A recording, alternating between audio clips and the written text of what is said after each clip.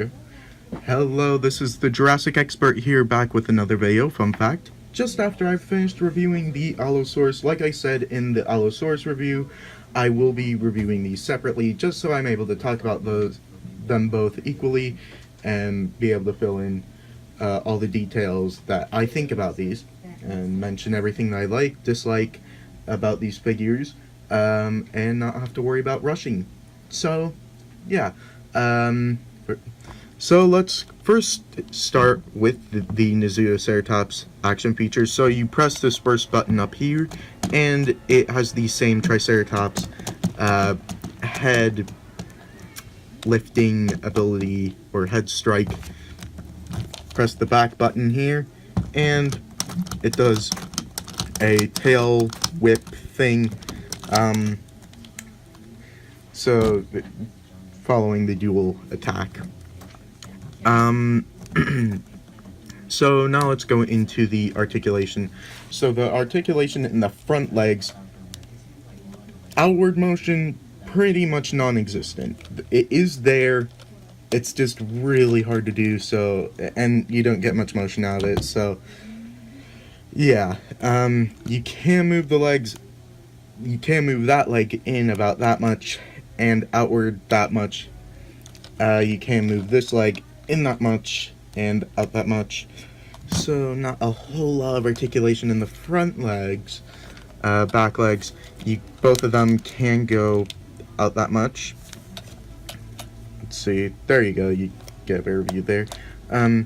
So this leg can move out that much and around that much. Don't really know why you'd have it that far.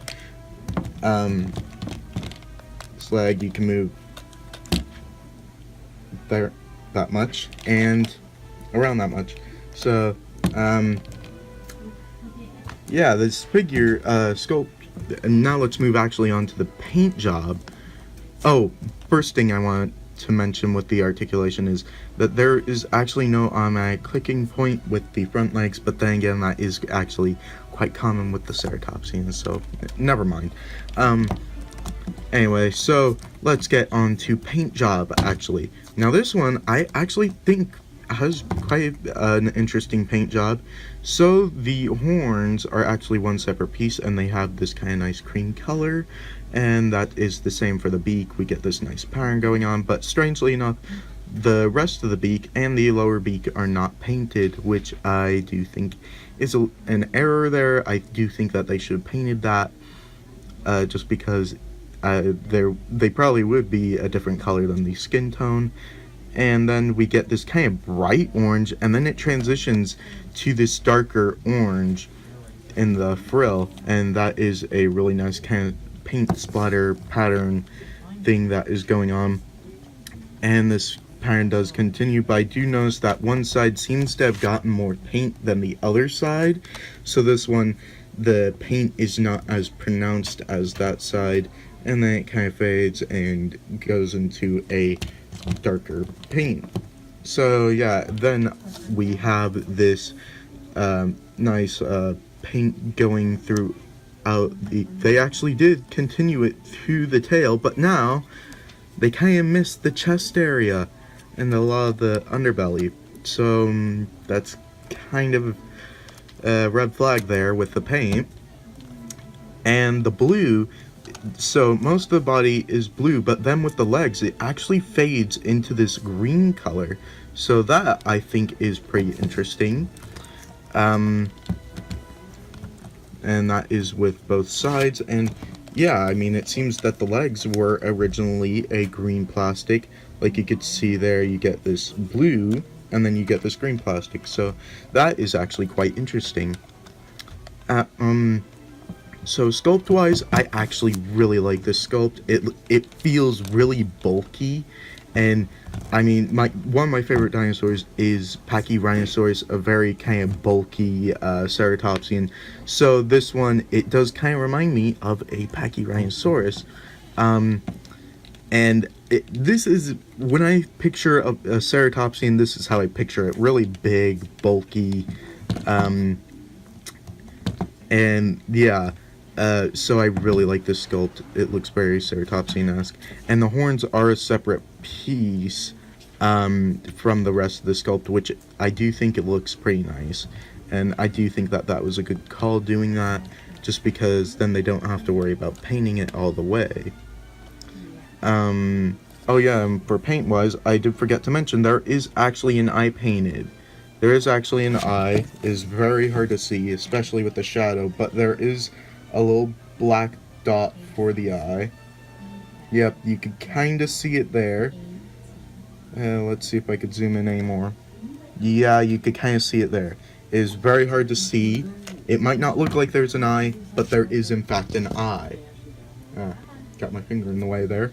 Sorry about that, guys. So yeah, again, sculpt. I really like the sculpt.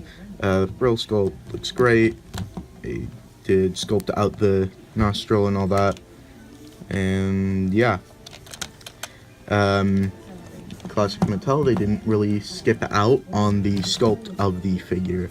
They did get every nook and cranny, every fold and wrinkle in the skin, and even the little grooves in the horns.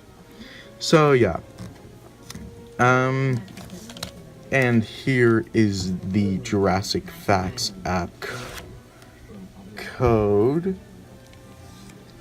Let's see if my camera will focus. There you go. So there is the code there. And yeah, post editing Jurassic Expert, insert the barcode here.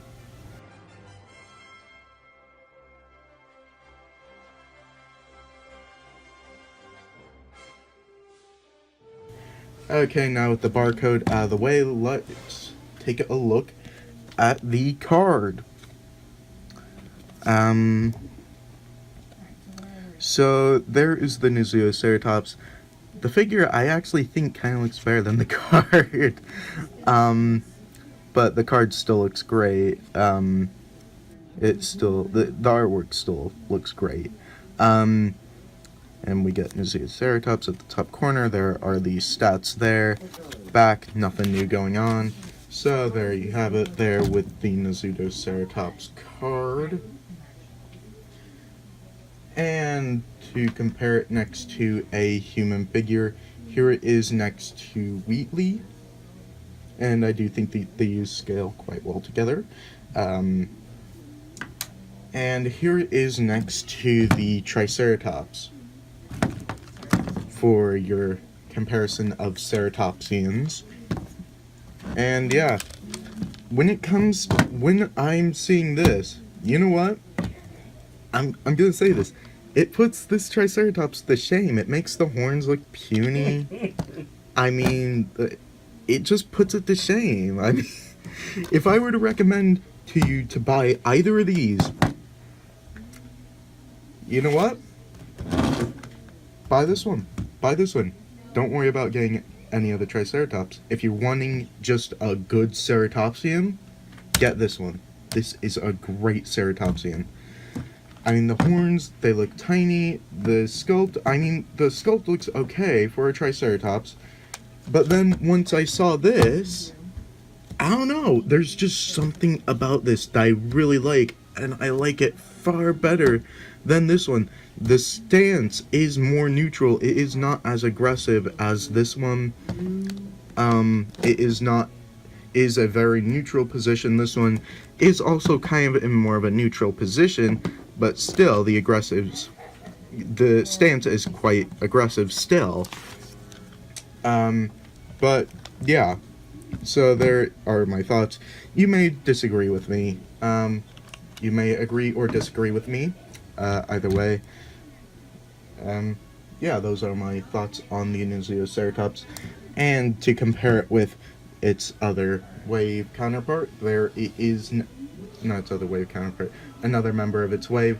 There it is next to the Allosaurus from that wave. And that out of the way. So yeah, those, in general, I do highly suggest getting this. If you were to come across the Allosaurus and the Nasutoceratops and you were to have enough money to get both of them, I would suggest that.